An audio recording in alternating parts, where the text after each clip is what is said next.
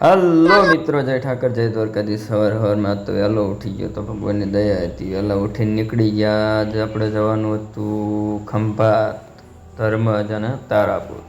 ત્રણે ભેગું જ ભરવાનું હતું. લગભગ આજ આખો દી મને લાગે નીકળી જશે, એટલે આપણે ઘરે જ નીકળી ગયા અને જવાનું હતું આપણે સંતરામ કન્સ્ટ્રક્શન ગોડાઉન. તો આપણે પહેલાં જ વહેલા ગયા હતા એટલે સોકડી ગયા, ત્યાં કોઈ હતું નહીં. પછી આપણે વૈયા ગયા ગોડાઉન અને ત્યાં ટેમ્પી જઈને કરી લીધી લોડ કરીને નીકળી ગયા આપણે ધર્મજ બાજુ.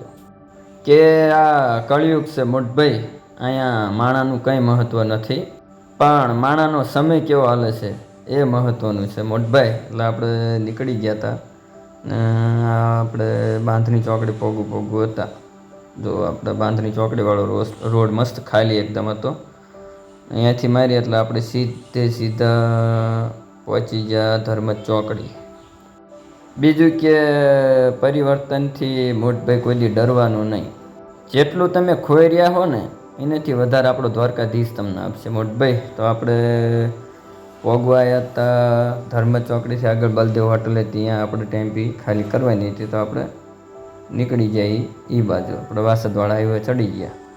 અને બીજું કોઈ નજરઅંદાજ કરે ને તો આપણે નજરમાં જ નહીં આવવાનું મોટભાઈ. ને આપણે પહોંચી ગયા આપણે બલદેવ હોટલ ને અહીંયા ખાલી કરીને નીકળવાનું તો આપણે ખંભાત બાજુ.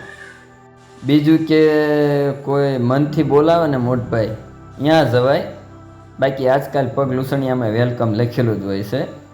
તો આપણે નીકળી ગયા હતા ખંભાત બાજુ.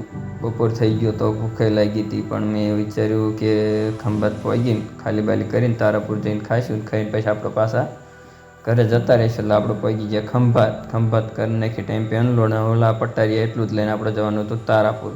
એટલે આપણે નીકળી ગયા તારાપુરને પહોંચી ગયા તારાપુરને. અહીંયા ટેમ્પી કરી નાખી અનલોડ. આ જો આપણે આ પીઓપીનું કામ, આપણે જેમાં ટેમ્પી ફેરવી છે ને એ આ રીતના એનું કામકાજ હોય. આ પીઓપીનું ઘરમાં જો મસ્ત ડિઝાઇન કરે આપણે એ જોઈને હવે આવતા રહ્યા તારાપુરમાં. આપણે ખોડિયાર ડાઇનિંગ હોટલ હતી એમાં ખાવા, એટલે ગુજરાતી ડીશ મંગાવી લીધી મેં અને જાહેરાતી ભાઈ.